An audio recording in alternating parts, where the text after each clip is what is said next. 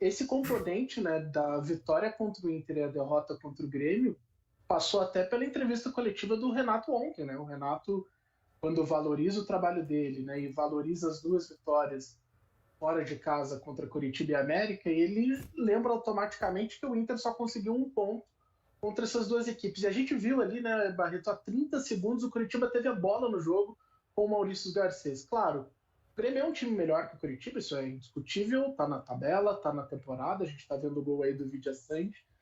Mas acho que ontem uma vitória que, apesar do volume de chances que o Grêmio teve, essas chances elas passaram demais pelo Soares. Num jogo assim que ficava mais brigado, sem acontecer muita coisa, mas quando caiu nos pés do uruguaio, ele conseguia trazer uma luz para a partida que foi fora do comum.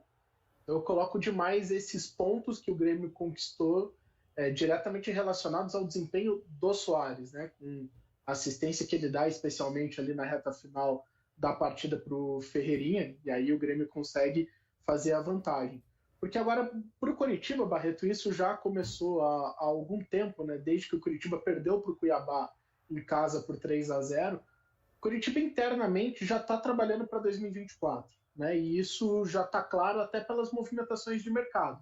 Curitiba contrata um diretor executivo, já pensando numa reformulação profunda para a próxima temporada. Então já há um planejamento pensando na disputa da Série B. Né? Vale lembrar o contexto do Coxa, que é o seguinte: Curitiba virou o SAF em meio ao Campeonato Brasileiro. A oficialização do projeto, né, acontece exatamente em maio, já com as rodadas acontecendo, e o Curitiba tem uma grande mudança já estrutural na parte interna.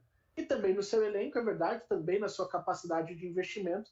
E isso vai se reforçar para a temporada que vem, essa é a verdade. Né? O Curitiba não vai falar isso externamente, mas está muito claro que já faz algumas semanas que o Coxa trabalha antecipando o que já é o seu cenário de Série B para a próxima temporada. Enquanto o Grêmio vai completando aí 3 jogos com vitórias e mudando mais uma vez de status dentro do Campeonato Brasileiro, né, Diogo? A lupa aí é para destacar o momento de amarelo pro Kahneman, tô chocado. É a sexta série dele, ele abriu a sexta série aí, gente. Zerou para abrir outra, né? Mas recoloca o Grêmio agora numa condição, né? Numa condição de... Bom, o Grêmio é o tipo do time que prefere falar de G4 porque acha mais consciente. Sim, né, Gil? Tá mais, né? O que vier a partir daí é lucro. As entrevistas do Grêmio, o Renato, ele nunca deixa de falar, olha, se derem chance para sonhar, né? Porque é um pouco a mentalidade do Renato, como profissional, de você sempre pensar lá em cima. Mas é óbvio que o cenário do Grêmio mais expressivo é fincar a bandeira no G4. Aliás, é o projeto do Grêmio, né? O projeto do Grêmio desde o começo do ano foi, com o Soares, ganhar vaga na Libertadores e passear com o Soares pelo continente. Isso não vai mais acontecer, porque o Soares... A gente brinca aqui, inclusive, que sumiram as dores no joelho, é uma brincadeira apenas, obviamente, né? Mas ele ficou de alguma maneira mais tranquilo depois que ele reduziu o tempo de contrato dele, porque ele quer tocar a vida dele lá no Inter Miami. Os uruguaios, o El País até já noticiou que está até acertando aí detalhes para ir para lá. Ontem a gente deu essa informação aqui. Mas o projeto do Grêmio era a vaga na Libertadores. Se for direta, melhor ainda. Então, nesse momento, o Grêmio está com uma bandeirinha cravada ali no G4, né? Com alguma folga, inclusive, aí de 4 pontos. No G4. Está muito difícil ainda. Ontem havia um debate muito grande, além das questões do jogo do Grêmio. Assim, o Renato jogou com 3 zagueiros, porque o Grêmio é a terceira pior defesa do campeonato, melhor, a quarta pior defesa do campeonato. O Grêmio só toma menos gols que Santos, América e... América, Coritiba e Santos. Olha isso, só toma menos gols que esses 3 times. E é o melhor ataque do campeonato junto com o Palmeiras. Olha que loucura. Isso passa muito pelo Soares, né? Passa muito pelo Soares. Mas, então, assim, o equilíbrio do Grêmio enquanto atacar e defender não indica que o Grêmio possa lutar por título. Se isso acontecer, vai ser algo muito fora da curva, né? Pelo que o Grêmio está produzindo. Mas o fato é que nesse momento, nesse recorte, o Grêmio consegue 3 vitórias. O Renato, ao que a gente tem de informação, estabiliza um time com 3 zagueiros para tentar tomar menos gols. Foi por isso que ele escalou 3 zagueiros ontem e não abriu mão em nenhum momento. Ele arrisca para tentar ganhar o jogo, quando ele retira no jogo de ontem Cristaldo e Galdino, 2 meias em nome de 2 atacantes, os que ele tem à disposição. o Bessosi, especialmente, né, porque está indo muito bem, Bessosi e o Ferreira, que inclusive fez o gol. Bessosi e o argentino. Então ele arrisca 2 ponteiros, mas mantendo a ideia de 3 zagueiros. E ele consegue a vitória sim. Para o torcedor do Grêmio, é difícil você convencer o torcedor do Grêmio a olhar a tabela e dizer assim, olha, o próximo jogo é contra o Bahia, se ganhar, fica a 3 pontos do Botafogo, que joga o Vasco na segunda-feira. Como é que você não vai dizer que tem alguma chance, mesmo que o Botafogo tenha um jogo a menos? Então, assim, tem um universo ali do torcedor que acredita ainda que é possível, né? Sobrenatural de Almeida, grandes conquistas e tal. Mas, assim, o foco do Grêmio é a sua vaga na Libertadores. E essas vitórias, elas vão consolidando o Grêmio no G4, que para quem vem da Série B, vamos combinar que já é um baita resultado. E tendo o Soares, que faz... O Soares, ele tem 10 gols no Brasileirão e 10 assistências. O Soares é o líder em assistências do campeonato.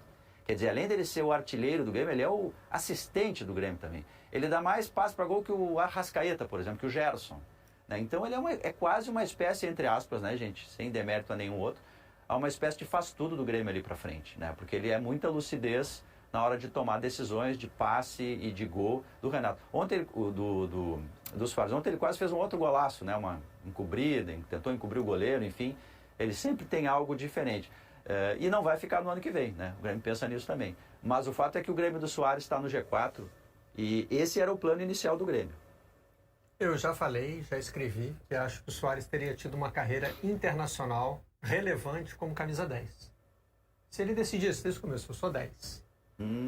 Provavelmente ele não seria parceiro do Messi no Barcelona. Mas ele, se quisesse, seguiu uma carreira. Sempre teve visão seria o 10 do Uruguai. Mas desde o início? Desde o início. Se lá na base o professor virasse para ele, não, você vai jogar de novo. Não, professor, eu sou 10. E é aqui que eu quero jogar. Ia seguir uma carreira boa. Não, e ele tem uma visão de jogo muito apurada. E aí ele sofre porque quem está ao redor dele não acompanha o raciocínio dele. Então muitas vezes ele vê a linha de passe, dá o passe que é o perfeito e não tem ninguém acompanhando o raciocínio no mesmo momento que ele. Ele é um jogador, né, como a Jéssica disse, né, ele faz parte daqueles jogadores que antevê a jogada. Sabe, né? Assim, a gente sempre ouviu muito isso, né? Antes de receber a bola, já sabe o que vai fazer com a bola. E aí, obviamente, tem que jogar, talvez seja por isso, né, da brilhante dupla com o Messi, né?